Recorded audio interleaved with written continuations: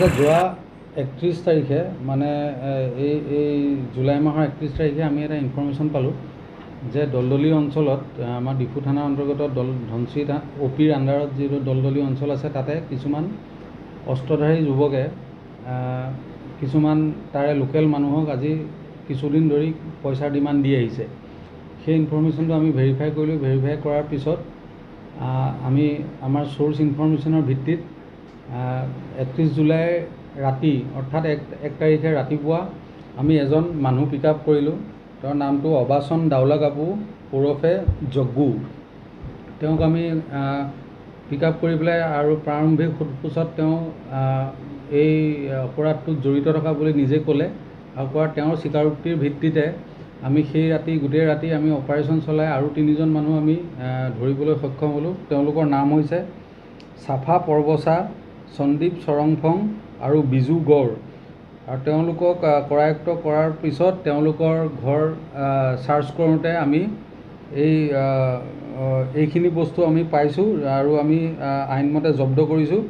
এটা 12 bore factory made SPBL গান আৰু এটা আৰ্মি কালাৰ কেমোফ্লেজ জেকেট, 4টা মোবাইল ফোন, এখন মাৰুতি গাড়ী, নগদ ধন 7,160 টকা আৰু এখন মটৰচাইকেল আমি তেওঁলোকৰ পৰা জব্দ কৰিবলৈ সক্ষম হৈছোঁ।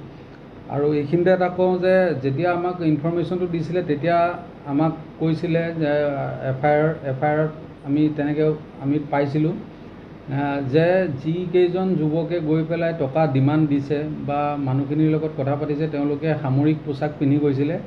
আৰু এই কেছটোত আমি এটা সামৰিক পোছাক আৰ্মিৰ জেকেট এটা আমি জব্দ কৰিবলৈ পাইছোঁ আৰু আমি কেছটোৰ তদন্ত আগবঢ়াই লৈ গৈ আছোঁ। ইয়াতে কোন কোন জড়িত আছে আৰু যদি মানুহ জড়িত আছে আমাৰ তদন্ত কালত ওলাব। আৰু এতিয়ালৈকে আমাৰ 4জন মানুহক কৰায়ত্ব কৰা হৈছে আৰু তেওঁলোকক প্ৰাৰম্ভিক সোধপোছত আমি যিখিনি বস্তু পাইছোঁ সেইখিনি আপোনালোকক জনাইছোঁ। তেওঁলোকে ডিমাণ্ড কৰোঁতে কোনো সংগঠনৰ নাম লৈ ডিমাণ্ড কৰা নাই অথবা কোনো লেটাৰ পেড লৈও ডিমাণ্ড কৰা নাই। তেওঁলোকে মৌখিকভাৱে ডিমাণ্ড কৰিছিলে।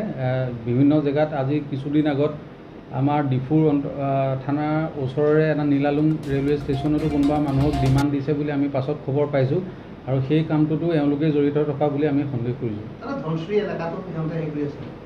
মানে ধনশিৰি বুলিও আছে। মই যিটো ৰেলৱে ষ্টেচনৰ কথা ক'লোঁ সেইটো আপোনাৰ এই বৰলাংফাৰৰ ওচৰৰ নীলালুং ষ্টেচনৰ ওচৰতো আজি কিছুদিন আগত তেনেকুৱা ধৰণৰ ডিমাণ্ডৰ ঘটনা এটা পোহৰলৈ আহিছিলে। আৰু সেই ঘটনাটোতো এতিয়া আমি প্ৰাৰম্ভিক কালত তদন্তত আমি পাইছোঁ যে এওঁলোকৰে মানুহ জড়িত হৈ আছে। সেইটো আমি তথ্যখিনি এতিয়া আমি উলিয়াবলৈ দিছোঁ, নামবোৰ ভেৰিফাই কৰিবলৈ দিছোঁ। যদি লিষ্টেড কেডাৰ হয় আমি গম পাই যাম। কোনোবা যদি প্ৰাক্তন সংগঠনৰ লিষ্টেড কেডাৰ হয় আমি ভেৰিফাই কৰি পেলাই তেতিয়া গম পাম, তেতিয়া জনাব পাৰিম। তেওঁক এনেই বিভিন্ন জেগাত দিছে ডিমাণ্ডটো, কিন্তু প্ৰায় 7 লাখ 8 লাখ মান টকা ডিমাণ্ড দিছিলে বুলি তেওঁলোকে আমালৈ অভিযোগ আহিছিলে। হয় হয়।